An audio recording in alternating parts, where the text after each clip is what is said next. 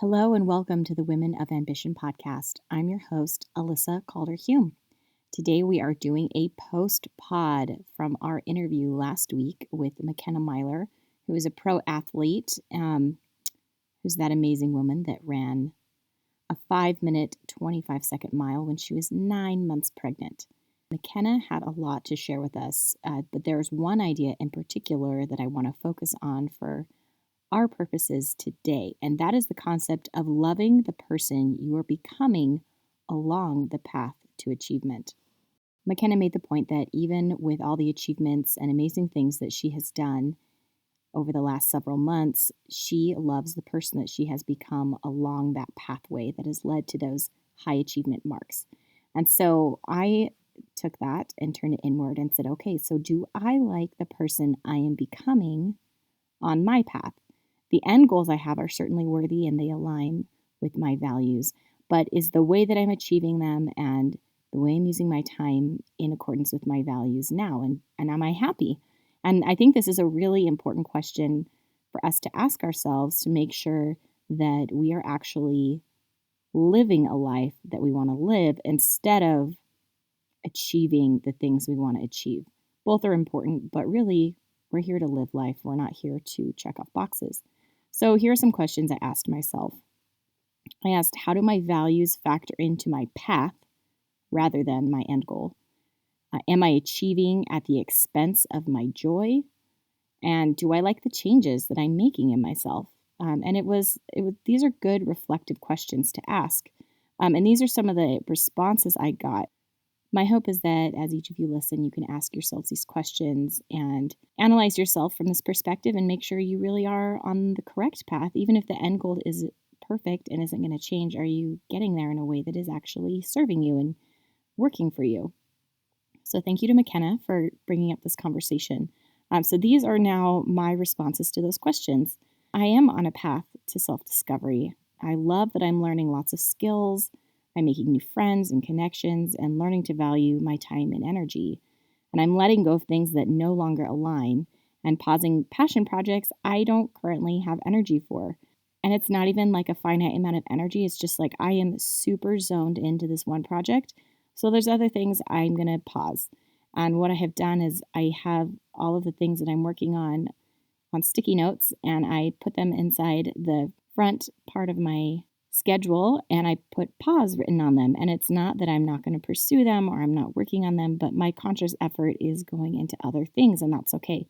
But I don't want to forget about them, and there will be a time and place. It's just not right now. The last several episodes have really been about exploring ambition and ideas and kind of being in a place with no rules, like what do I want to create? And I've been on that kind of space. And what I envision is kind of like a really flat, huge desert valley bottom. And there I could go in any direction. And it all looks the same for now. They all go in different directions, but for now, everything's the same. And I can just run in any direction that I want. And it's totally free and open. So how do I know where I'm going to go? And so I've been in that place of exploration, as we've talked about over the last several episodes. And what I found is that my exploration has led me to access my creativity amongst all the many things that I'm doing to enjoy life and feed my passions and learn. I had a friend introduce me to the book Mapping Cloud 9, which references flow research. And the state of being in flow is a really creative mental headspace. And I started a book club with friends because I don't know how to sit still. And we read this book together and we challenged each other to find a state of flow so that we can be in that creative zone and kind of hack into that state of mind instead of waiting for it to passively come upon us. And I made that conscious effort and I carried on with my life.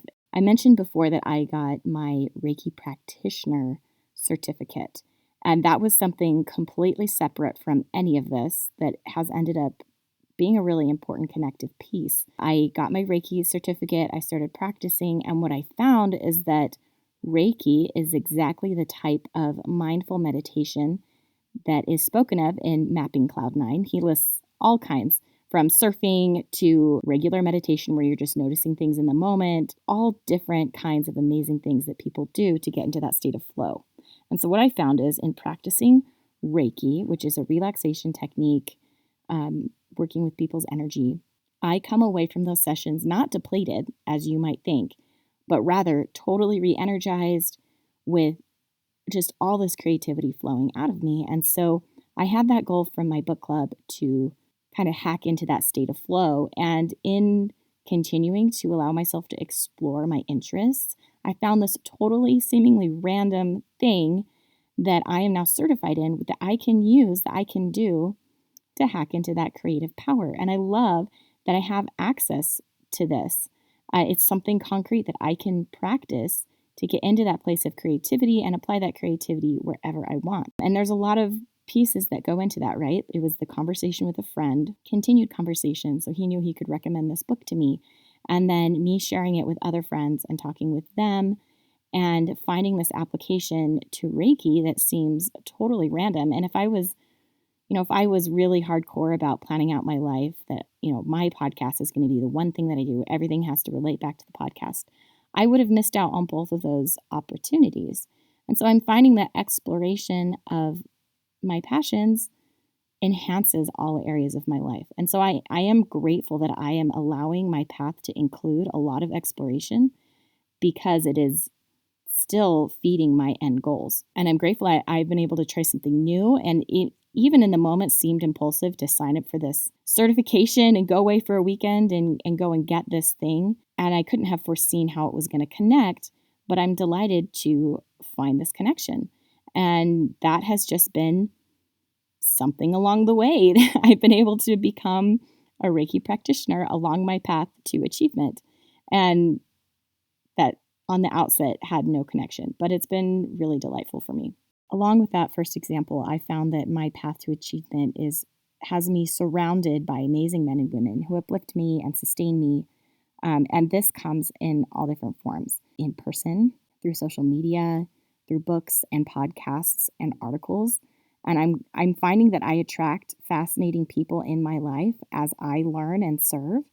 And in turn, as I learn from them, I can also uplift them and have this really beautiful reciprocal relationship for some of them. And I can easily see who isn't serving me on that path. And so I like that I am becoming better at discerning who and what feeds me as I work to achieve my goals. And the people in my life that deplete me are much harder to choose out of than choosing into the people that feed me, but I'm learning. I went to a conference recently with Baroness Bree, and she had a whole class on meditation, and it was a wonderful, hilarious experience because she is just delightful and hilarious. But she shared an example of how she handles those people in her life that are energetic depleters. And I've heard other examples from people where they're just like, oh, just cut those people out of your life. And that's like, can we say that's really dramatic? Like we're not gonna just always cut out every friend who's going through a hard time or family members. Like there are states and flows in life where we all are going through a harder time than others. Doesn't mean that we always have to be available to them to talk about it all the time. So I really like what Baroness Bree says that she does. She says every Wednesday she takes 1 hour and she gets all of the hard phone calls out of the way. And she calls all of her family members that are going through all of their crap and schedules it. And so she gets that negative hour done in the week all at once. And I would assume that she prepares for that and then has a method to come out of that space. And she has a rotating schedule, so she calls each family member every 2 weeks. And that works for her, and it protects her energy. It protects her relationships because they're still important relationships to her, but it's also valuing her time and her energy. And I think that is a fantastic tactic, and I want to figure out how to implement that and be really conscious with where I'm spending my time and my energy, because as I make more space for the people that really do uplift me, I want to make sure that that space has to come from somewhere. And so I want to make sure that I'm doing it in a way that's loving, but also honoring for myself. as I'm traveling down this path to achievement and I'm learning how to use my time and my energy, I'm also learning how to say no to more than just people. I'm learning how to say no to situations. I was talking to my sister recently and she came up with this really great analogy. Have you ever been to like a Brazilian steakhouse or really any buffet where they bring food around on like a big tray and you have your plate full of food and it's like fresh meat off the grill and it's hot. And so they bring it around and it's just like 15 different kinds of meat. And you're sitting and you're eating and you're having a great time, but you're have a ton of food on your plate. And so you're not always ready for more. So there's like a little sign that you can turn red or green. And red means I have enough food. I'm still finishing what I have. And green means no, I'm good for more. And how that applies to our life. And I am currently in a state that is red. For most things, I am not in a state of accepting more. I am in a state of working on what I already have. And even now, in talking about it, I'm realizing that I'm making that choice without shame more and more. And I love that because saying no is just a part of life and it is a skill that I have not been socialized to have. I've been consciously working on it. Doing that without guilt is wonderful. One example, I recently turned down an offer to lead a Christmas choir at church. I I love singing and I love being able to provide a beautiful experience, especially at Christmas, but I don't have the time for it right now. And I would be very stressed out. It would not be good for my health or my family. And so I said no. Another example is that I didn't jump at the opportunity to serve more heavily in my kids' school, which I've done in the past, but it's just not where I am in my life right now. However, I am making space to go when it works for me. And so I was able to go for their Halloween parties, and I'm going to go probably in a month again for Thanksgiving. And that works for me. And that's something that I can say yes to because I value having relationships with my children's teachers and their friends and supporting my kids in their school. But it does not have to look like, going and being the president of the PTO like I've done in the past. And so as I've been able to switch that yes or no answer and do it without shame and just being really conscious with my time and my energy, that is a part of myself that I am becoming on this path that I'm really valuing and really loving. So I think I can say that I am really happy with the person that I'm becoming on my path to achievement.